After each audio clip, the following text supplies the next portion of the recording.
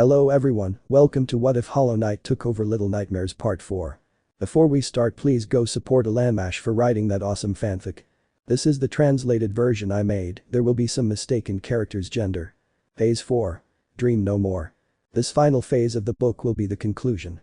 During this phase, everyone's journey will be finished and all loose ends will be all tied up. 7. The Grimchild and the Knight will complete the ritual, Mono will find out what he will do, no free of his cycle, 6 will learn to control her powers, and Hornet will go on a journey of self-reflection. But those won't be the only characters and journeys in this phase. DH4CH1. Return to the troop. The journey back to Hellenist was a long one. The Maw was capable of travel, but its speed was less than ideal.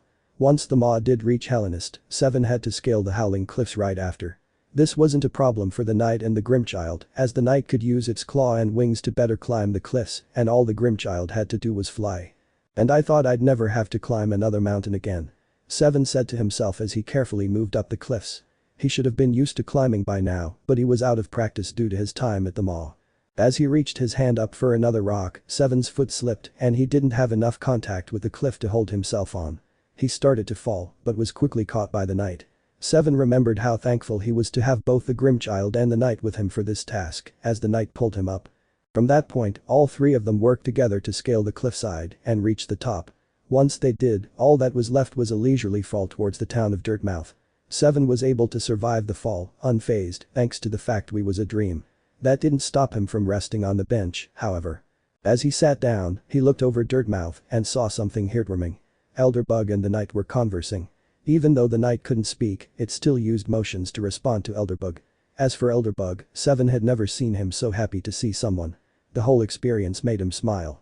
But he couldn't watch forever, as seeing the Grimchild reminded him why he was here. They had a ritual to complete. One that was overdue as well.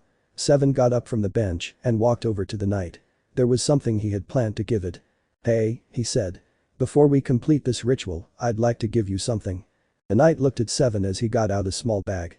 "I planned to give these to you earlier, but all the chaos and troubles earlier made me forget. The Grimchild found these in Deepnest. I think they belong to you," he said, passing the bag over to the Knight. The Knight opened the bag and emptied out all the small, shiny trinkets inside. It looked at them for a moment, then sat down on the bench. The Knight cycled through all the trinkets and added 5 to its cloak. It then stood up and went back to 7's side. "Ready?" he asked. The Knight nodded and the Grimchild confidently chirped. "Alright, let's finish this ritual," 7 said. All three of them walked into the large tent and made their way to the stage room. 7 got his metal pipe ready, expecting Grim to reveal himself again. But he didn't. 7 stopped, puzzled for a little bit, wondering what to do. But then, the Grimchild chirped and he saw the Knight was heading further into the tent. 7 shrugged and followed. As he walked down the hallway, the sound of a heartbeat could be heard and got louder as he continued forward. Eventually, the hallway came to an end and 7 found the source of the heartbeat. Grim. He was hanging from the ceiling, wrapped up in his cloak, surrounded by scarlet dreamcatcher particles. The Knight jumped up to a ledge, making its height even with Grim's head. It looked down at 7, waiting for him to join. 7 climbed up and the Knight pulled out its dream nail. 7 readied his pipe, focusing his essence into the strike. He and the Knight struck the troopmaster with their weapons and transcend to the dream realm. At least, that's what 7 thought. But upon arriving, he realized that this strange place he was sent to looked nothing like the dream realm. There was no floating surfaces and no heavenly sky surrounding it. It looked almost exactly like the tent Heck was just in. The only thing that allowed 7 to distinguish this place from the tent were the giant floating dream catcher particles all around just like in the dream realm. After assessing his surroundings, 7 stood up and met eyes with the Knight. He looked for the Grimchild, but it was nowhere to be found. 7 looked all over the room for a while, but was interrupted by the Knight tugging Huss' arm. It jumped down and motioned for 7 to follow. With nothing better to do, 7 did exactly that. He followed the Knight down a hallway made of stitched cloths and padded surfaces. Further down, 7 noticed a pair of stitched pulsing veins. He tried not to focus on them as they sent shivers up his spine. But as he kept walking, he saw more and more veins and the sound of a heartbeat returned to his ears. The hallway soon came to an end and 7 and the Knight reached another stage room, much more eerie and ominous than the original. The seats were filled with the Grimkin nightmares, red flames danced about the room, lighting it up. But the most disturbing thing in the room was the giant, stitched, beating heart in the center of the seats, just in front of the stage. And just when 7 thought things couldn't get creepier, the center of the heart split open and flames spilled out all over the room. Inside the heart, the silhouette of the troopmaster faded into view. He raised his claws and made a quick snap with his fingers. At his command, the flames stopped. Seven and the knight looked up at the heart, now unable to be blinded by the flames spewing from it, and they laid their eyes on the scarlet-red figure before them. "Well, isn't this a reunion?" Grim spoke, in a much more charred and deeper voice. "Both of my friends have returned, all for the purpose of completing the ritual." "Yeah, it is quite the reunion," Seven replied. "But we don't have time to catch up now, do we?" "Of course. The ritual must not be delayed any longer. The new Grim must be prepared." Grim answered. "Wait, the new Grim?" Seven asked. The figure Seven once thought was Grim laughed at his question. "You didn't think I was the Grim you knew, did you?" he asked. "No, I am something more. I am the vessel of the nightmare heart, the burning essence of your fears, the song that shall never reach an end. I am the Nightmare King." Once again, the room filled with flames, erupting from the nightmare heart. "So dance with me, my friends. Dance for the crowd before us. Dance to the rhythm of the beating heart. Dance like it's the last time you will ever dance, because guess what?" the Nightmare King asked, twirling his crimson cloak. "It very well might be." Nightmare King Grim jumped out of the heart and Seven and the knight drew their weapons, ready for battle. Ch4Ch2. The Nightmare King. In a flash of blazing fire, Grim swung his scarlet cloak at Seven and the knight, following with an uppercut, sending flames raining down. Seven managed to dodge the flames and looked for an opening to attack. But before he could even think, Grim stabbed his cloak into Seven from above. But his attack wasn't finished yet. He leapt across the stage towards the knight, leaving a trail of scarlet fire behind him. The knight attempted to dash through Grim like it did before, but instead it dashed right into the flames left from Grim. The knight tried to recover from the devastating damage caused by the flames, but it lost 2 masks of health, with only 4 left. Not an ideal situation. But the knight didn't have any time to focus. Grim appeared behind the knight and swung at it again with his cloak. The knight dashed through the Nightmare King and avoided the flames that came after his uppercut. Thanks to the Shark Shadow charm it equipped, it was able to damage Grim with its dash. The other charms it had equipped were Unbreakable Strength, Quickslash, Soul Catcher, and Grubsong. All would be vital to the knight's battle plan. Meanwhile, Seven struggled to keep up with Grim. His movements were too fast, and he didn't stay still long enough to give Seven a window to attack. The only good thing was that Seven was in a place similar to the Dream Realm. His power was increased and he could recover more quickly. But that wasn't enough to beat Grim. Seven would have to find another strategy if he was to stand a chance. Grim teleported to the left side of the stage and sent a flurry of flaming bats at Seven and the knight. Seven struggled to dodge, but the knight however was able to dash through the bats thanks to the extended reach of its dash. The knight reached Grim and landed 3 hits on him thanks to Quickslash. Now that it had enough soul to heal itself, all that was needed now was an opening. Grim vanished in a burst of flames and suddenly, parts of his cloak rose from the floor of the stage. The knight slipped into a safe spot as the cloak pieces grew into large, sharp spikes. It utilized the opening to restore 1 health mask. Seven followed the knight's movements and was able to avoid the spikes as well. In another burst of flames, Grim appeared above both of them and embers started rising from the stage. Both Seven and the knight knew what was coming and avoided the rising pillars of fire that followed. Seven used the opportunity to damage Grim while the knight took the opening to heal. Now that Seven had a better understanding of Grim's attacks and the knight was fully healed, they both fought back against the Nightmare King, landing several hits on his body. Grim rose to the center of the room and his cloak puffed up, sending a storm of fireballs at Seven and the knight. They dodged as best they could, but both ended up getting hit. Giving no time to recover, Grim continued his dance, sending another flurry of fire bats at the 2 of them. This time however, both of them were able to swerve through the bats and attack him. Grim teleported again, only to find Seven and the knight right in front of him. He scurried away on 6 legs and rose again to send more fire bats at them. Used to this pattern, Seven jumped through the first 2, reaching Grim much quicker than the knight. But before he could attack, Grim vanished and sent out 2 more fire bats from the other side of the stage. "Okay, don't get too close. Got it?" Seven thought to himself as the dance continued. The scorching battle continued and once again, Grim rose to the center and unleashed a storm of fireballs throughout the room. Seven did his best to avoid, but the knight made a slight mistake and lost another 2 masks. Only 1 more hit and it was finished. Seven knew he needed to help, but the flames kept coming. He needed to hold them off and shield the knight, letting it heal. But how could he do that? It didn't matter if he could or couldn't. Without thinking, Seven ran in front of the knight, holding his hands up against the approaching flames. He closed his eyes and braced for pain. To his surprise, nothing hit him and the crowd started cheering and clapping. Seven opened his eyes and stared in wonder. He had created a shield, protecting him and the knight from the flames. The knight saw what Seven was doing and healed 3 masks. Grim disappeared from the center, and with that, the dance continued. As the 3 of them clashed and advanced, the nightmare heart started glowing, beating faster and faster. Grim's attacks became quicker, and more flames came from his attacks. In response, Seven and the knight also became quicker and more tactical with their movements. The knight damaged Grim, and when it got hurt, Seven protected it with his new shield, creating openings for it to heal. After another series of attacks, Grim sent one final storm of flames at both of them. However, this time, Seven and the knight had a plan. As Seven shielded the knight from the flames, it used the soul it gathered to send 3 shade souls at the Nightmare King. Grim once again vanished and lunged across the stage toward Seven and the knight. Both of them charged towards him and each landed one hit on his body the moment they clashed. Grim screamed out and a burst of red flames were expelled from his body. He disappeared back into the nightmare heart and it burst into red flames as well. With a final display, the nightmare heart sent out a bright burst of fire and Grim's body fell apart as if they were rose petals. The cool wind touched Seven's face. He slowly opened his eyes, finding his body on the cold ground. He got to his knees and saw the knight just in front of him. In between them, all curled up and asleep, was the Grim child. "Hey. Wake up, little buddy," Seven said, smiling. The Grim child opened its eyes, revealing their new scarlet color. Upon seeing both of its bearers, it rose to the sky with its new pair of wings, chirping and smiling. "Whoa. Look at you," Seven said. "You're so much bigger. And I bet you're stronger as well." The Grim child fluttered around Seven and the knight. As Seven tried to follow it, he realized that the tents of the Grim troop were gone. They had disappeared, no longer needing to remain in Hellenist. "We did it," he said. "We completed the ritual." The knight nodded and Seven was left with one last question. "What now?" he asked. The knight looked at Dirtmouth. It looked at its bustling stores, bright houses, and its happy inhabitants.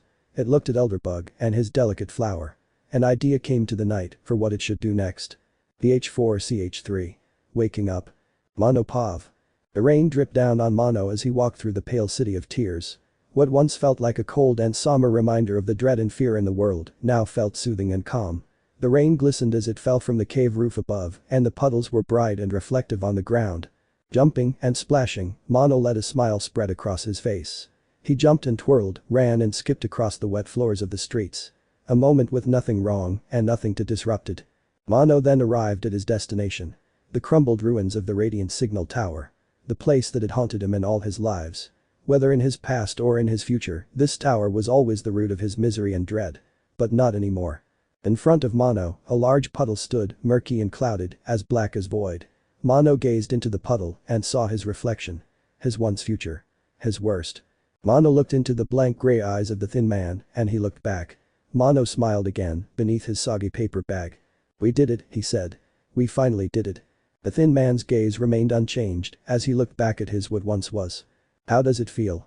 he said. "To be free of fate, destiny, and heritage." "Like a kid," Mono replied. "Like I'm finally an actual kid." "What awaits us?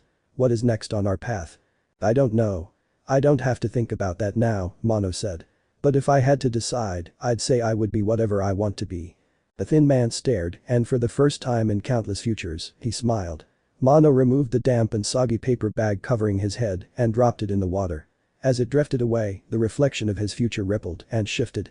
Mono looked into a reflection that was blank and undecided.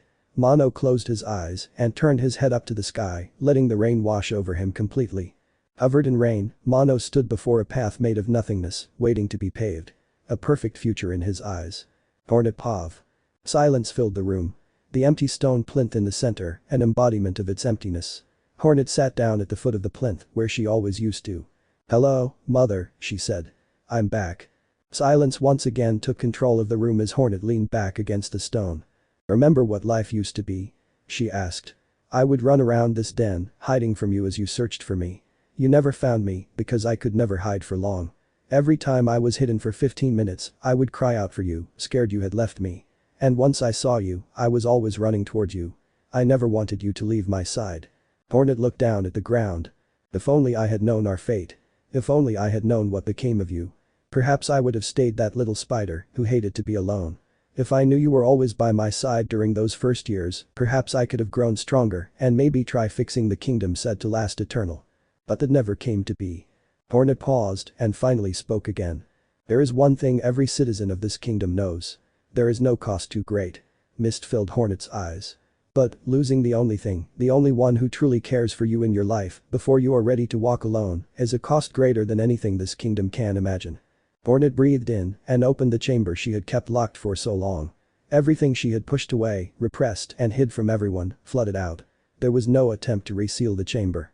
Hornet let everything out. And when every last drop had left and faded away into the air, Hornet stood back up and said goodbye for the last time. As she left the room, she thought about everyone she had helped, protected and guided and how they did the same for her in return. And as she thought about that, the more she was certain. Certain that somewhere up above, Hera was proud. Proud of her daughter, her sweet little silk song. 6 Pav. Deep breaths, 6 said. Just take deep breaths. That was the one thought 6 had as she entered the Mantis village. All mantises who looked at her either turned away or bowed with neglect. 6 knew she wasn't wanted here, and the only reason she was allowed was thanks to the courtesy of the night. Despite this, 6 knew this was where she had to go. It was the only place she knew that had the solution she was looking for. 6 reached the deepest chambers of the Mantis village and once again came face to face with the Mantis lords. Approaching their tall thrones, she was met with skeptical and threatening glares. 6 looked back at the Mantis lords and bowed her head. After gathering her courage, she spoke. Lords of the Mantises, I request your help. The long pause of silence followed her words, imploring her to continue speaking.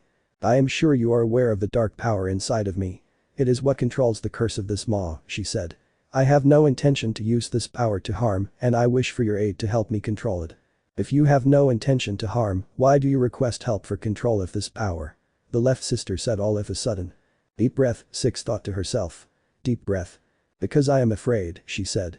I'm not trustworthy, loyal, or helpful to most anyone I meet. I've made mistakes and I wish to correct them. But the attention of the Mantis lords, 6 continued. I'm scared of myself. I'm scared of the very thought that I might use this power unintentionally and lose something. Rather someone I care about. I can't trust myself with this power and I need your help to control it. Why specifically? The right sister asked. Because you can resist this curse. You have resisted something similar before and your entire village follows you. I ask you let me follow as well. Silence took hold as the Mantis lords looked at each other, debating their response. Then, they all turned to the crumbled throne. They looked down at 6 and gave their answer. We will assist you in learning how to control your new power, the center sister said. Thank you, 6 said as her eyes grew misty. There is no need to thank us, the right sister replied. It's just that. We have also made mistakes and wish for a chance to redeem ourselves by assisting someone of a similar predicament, she said as she looked at the crumbled throne next to her. Then let's move forward together, 6 said. Indeed, replied the center sister. 6 rose and stepped into her new beginning of a better, brighter future. Ch4 Ascension. Flames were ablaze with colors of all kinds. Children danced around music boxes as they played Victoria songs. Every child trapped in the dream realm could finally feel happy. For so long had they done nothing but dream of peace, freedom, and happiness. But the radiance was no longer present, nor was the lady. There was no more need to dream, as nothing was holding them back. The dream realm had never seen a happier time. A small distance from the dancing and celebrations, a small girl sat, watching everyone smile and sing along to the tunes of the music boxes. Something wrong, 5. 5 turned and was met with a bug much taller than her. No, nothing's wrong, Quirrell, she replied. Well then, why do you sit alone, away from the celebration? Quirrell asked. If anyone would be celebrating, I'd imagine it was you. Your friend has freed herself of her curse, found friends of her own, and the boy you guided not only found the others, but also completed the ritual. You have a lot to be happy about, 5. What about you, Quirrell? 5 asked. Your friend also found friends, despite being hollow, and the being your teacher swore to keep at bay is defeated. What reason do you have for not celebrating? I have never been one for parties, but you're right, I do have a strong reason to celebrate this occasion, Quirrell responded. I simply wish to know why you don't do the same. 5 looked down. Well, yes, I do have a lot to be happy about, but at the same time, there's one more thing that has to be done. Ah, you are referring to the living dream. Yes. I don't know how to tell him. He has so many friends, he's very happy, and has so much he wants to do. How do I tell him he had to leave those things behind? Perhaps you'd like to comfort him? An unfamiliar voice asked. 5 and Quirrell turned around and saw the moth that had sheltered every lost child from the nightmares of the lady. Ah, Seer. Here to join us? Quirrell asked. Quite the opposite, actually. I was wondering if you'd like to join me. You mean 5 asked. Yes, it's time for him to move on. 7 Pav. The calm breeze swept across the howling cliffs. The lamplight shone clear over the surrounding area. Here 7 sat, pondering. Up until now, he had no future, nothing awaiting him. And now, he was truly free to act on his own. No rituals to complete, no depths to escape, and no threat to be worried about. He was free to live his life how he wanted. But, something didn't feel right. 7 wondered if he truly was free. There was something in the back of his mind that caused him to question his present. Was it the fact that he had died before getting here? Was it maybe because even he didn't know how he was still standing here? Or was it something he wasn't aware of? 7 thought back to the time he was submerged in the black waters of deepness and was met with the spirits of children like him and the glowing moth. They seemed to know more about his situation than he did. If only he could ask them. That might be easier than you think, an old yet soft voice said from behind. 7 turned around and saw the glowing moth who spoke to him before. As the moth came closer, silhouettes of children and bugs alike could be seen as well. I think a fine place to start is by introducing ourselves. We've never properly met after all, the moth said. I am Seer. My name is 5, the girl in the raincoat said. My name is Quirrell, a tall green bug said. The one with her head covered is Cloth, Tizo is the one with the shell on his arm, and this one is Mila. Oh. Nice to properly meet you all. My name is 7. I'm glad you're all here, I have a few things I'd like to talk about and… All will be answered soon, said the seer. But first, we'd like to thank you. What for? For freeing us, of course. 5 giggled. Oh, well I wasn't the only one who did that. I had friends who helped me. That was only the first part. Once you completed the ritual, we were finally free to move on, Quirrell said. Yes. And what a show it was. I wanted to join in and fight together like I did with a friend before. Hahooga, said Cloth. Well. You're welcome I guess, 7 said, not ready to handle all the praise. So, you're free now and you're here to say goodbye. There was a short silence as 7 awaited their answer. They all looked at each other, looked down at the ground and fiddled with their hands. The seer looked down at 5 and she walked up to 7. Well. You see. 7 walked on the road to Dirtmouth, all lit up, sparkling and booming with joy. He walked in and saw the residents partying with Mono, 6, the Grimchild, the Knight and even Hornet. The Grimchild was the first to see him and snuggled up on his neck. There you are. Mono said, holding his arms out. We were all wondering where you were. The party felt incomplete. Sorry about that, I guess I didn't know it was going to be such a big one. Well, sigh, everyone in town has had a lot of spare geo to spend due to our little friend here, a tall feminine bug said. And well, no one really had anything else to do. So, Bafanada. Now come on. Let's have some fun. Mono said. Well, there's something I'd like to tell you all. But I think the party has priority, 7 shrugged. It all seemed like a blink of an eye and the party was over. Everyone was about ready to go to their homes and fall asleep, but they all wanted to hear what 7 had to say. First, I'd like you to meet some people, he said. Once again, the people from the dream realm appeared and said hi to everyone. 7 watched as his friends talked with the others. 6 approached 5, cautious, yet brave. Hi.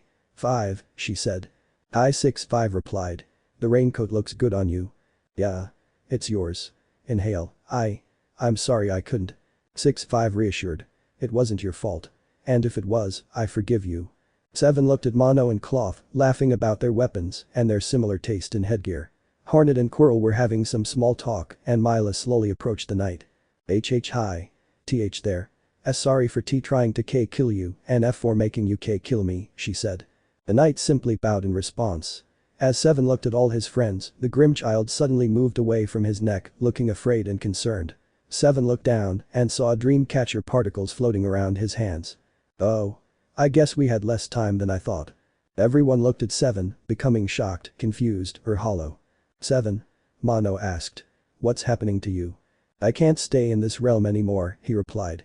Apparently I was barely able to stay in it before, but now with the nightmare flame gone, I can't remain here. You mean? Yeah. I wanted to say goodbye to all of you first.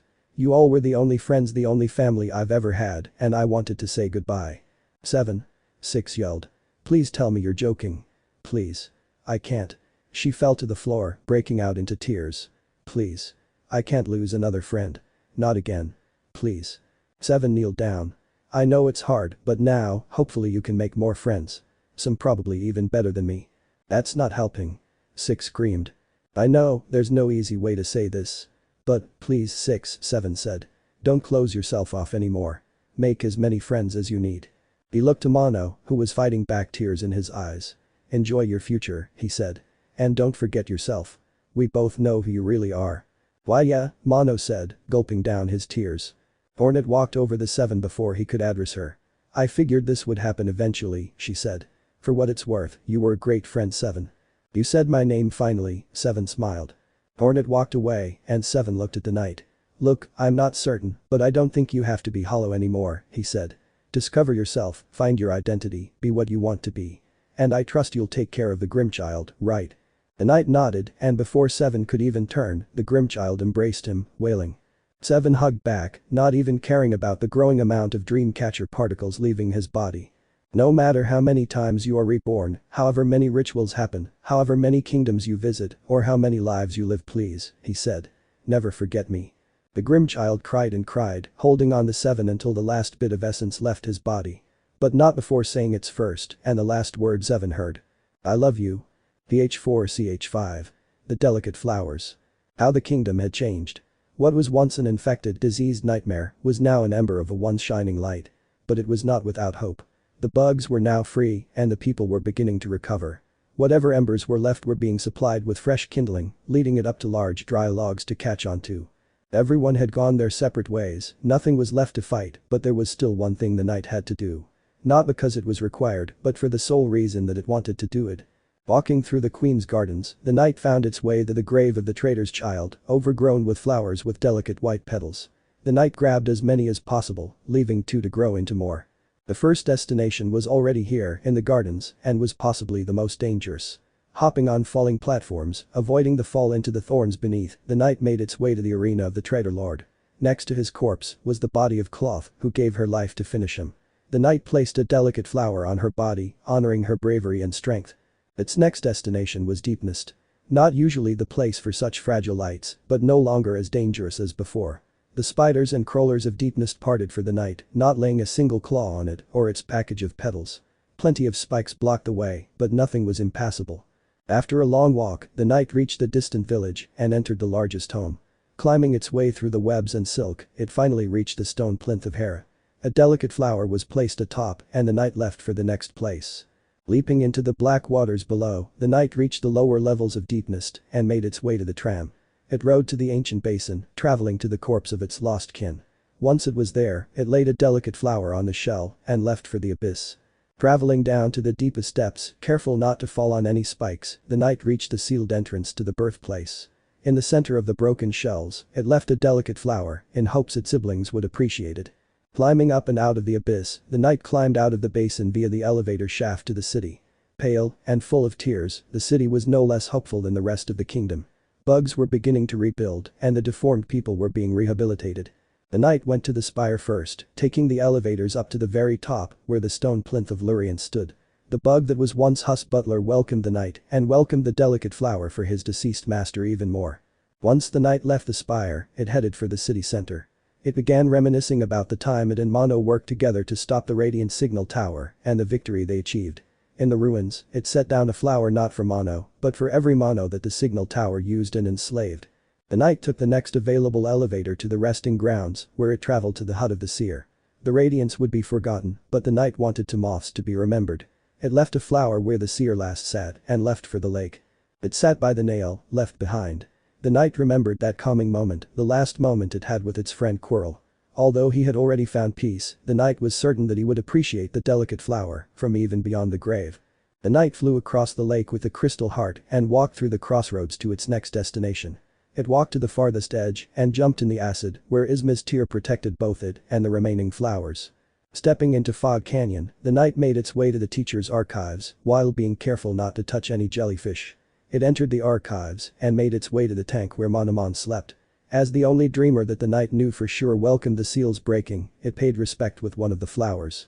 The knight made the long climb to Greenpath where it left into the Howling Cliffs. The maw was still resting at the bay, but that was a trip for later. For now, the knight climbed to the cave where the nightmare lantern had been lit and left a flower next to it. Perhaps it would help the Grimchild in both moving on and keeping its promise to 7. Now the knight headed to the maw. A place where it had only bad memories, but with 2 important destinations. First, the knight used the elevator to reach the home of the gnomes. They all scurried away, afraid of the knight, but once they saw the flower it had for them, they crept out of the shadows they hid in. The knight took the elevator down further, to the mantis quarters. It walked through the village, hoping to find Six, but she was off somewhere else. Without being able to find her, the knight left a flower by her door, hoping she'd find it. The knight then left them all, but before it left for its next destination, it set a flower in the ocean. The flower floated away, perhaps to the children who perished, or to the children still alive and in need of hope. The knight climbed the cliffs and used the crystal heart to arrive in Dirtmouth. Near the town's entrance, a memorial for Seven was built, for all who entered to see. The knight left him a flower and descended down the well. It walked to the left and reached the temple of the Black Egg. It was empty due to the Hollow Knight becoming a vessel for the signal tower, but it was still the resting grounds of the knight's deceased sibling. The knight entered, finding nothing but broken chains that once held the chosen vessel. The knight placed a delicate flower in the temple's center, saying goodbye to its sibling one last time.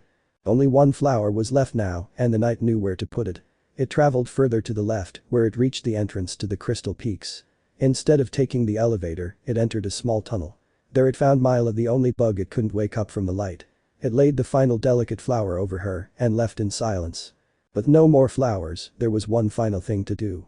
The knight climbed through the caves of the peaks all the way to the top, Yohellenist's crown. At the very edge was the only remaining image of the radiance. The only thing she had left in her memory. But the swift, strong strike of its nail, the knight sent the statue off the cliffs, shattering it on the crystals below. There was nothing left. Nothing of the radiance at all. Then, the knight sat. At the peak of the crown, where it could see all, it began to think. It thought back to the time it last was able to think and began to wonder.